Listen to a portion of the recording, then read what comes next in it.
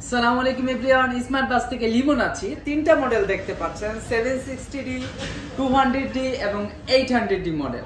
So আপনাদেরকে যদি বলি যে আপনারা কোনটা বাই করতে চাচ্ছেন বিলো 40,000 টাকার মধ্যে, 40,000 টাকার মধ্যে, যদি আমরা আপনাদেরকে তিনটা বডি দেখাই, আপনারা কোনটি আপনারা চুজ করতে চাচ্ছেন? অ্যাবসলিউটলি যারা ফটো ভিডিও মানে প্রফেশনাল ভাবে কাজ করবেন তাদের জন্য বেস্ট চয়েস হতে পারে, কেননা ভিডিওগ্রাফি ফটোগ্রাফি কিছু ডিজিট প্রসেসরের ডিফারেন্স থাকে।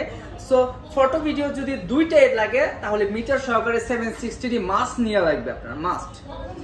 আর যদি আপনার দুইটাই শুধুমাত্র ফটোগ্রাফি হয় বা নর্মাল ভিডিওগ্রাফি হয় তাহলে আপনারা নিতে পারেন 800D এবং 200D। যদিও 200D থেকে 800D এর auto focus quality better, so দুইটা বডির মধ্যে আবার 800D বেটার হবে।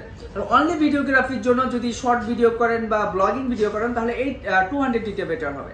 সো তিনটা বডি যারা হাই কোয়ালিটি ভিডিও রেজলিউশন চাচ্ছেন, ইউটিউবিং বা কন্টেন্টের কাজ করতে চাচ্ছেন, তিনটা বডি তাদের জন্য বেস্ট চয়েস হতে পারে মাত্র 40,000 টাকার মধ্যে। অনেকে চাচ্ছেন যে ভাই আমি বাজেট বাড়ি অন্য ভাই, বাজেট যদি আপনি শুধু বাড়ান বাট ভালো যেই কাজ করবেন ওই কাজের জন্য ওইরকম রেজলিউশনের বা কোয়ালিটির ক্যামেরা না ইউজ করেন, প্লাস বডির পাশাপাশি করলে আপনার ভালো মানের লেন্স ইউজ করতে হবে। সো ভালো মানের লেন্স না ইউজ করলে ভালো মানের কোয়ালিটি পাবেন না।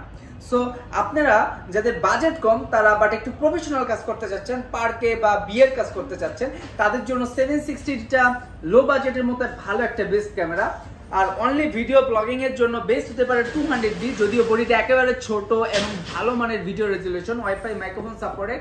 আর আরেকটু ভালো রেজলিউশন নিলে 45টা অটোফোকাসের 800D আপনার জন্য হতে পারে বেস্ট চয়েস। সো আজ এই পর্যন্তই।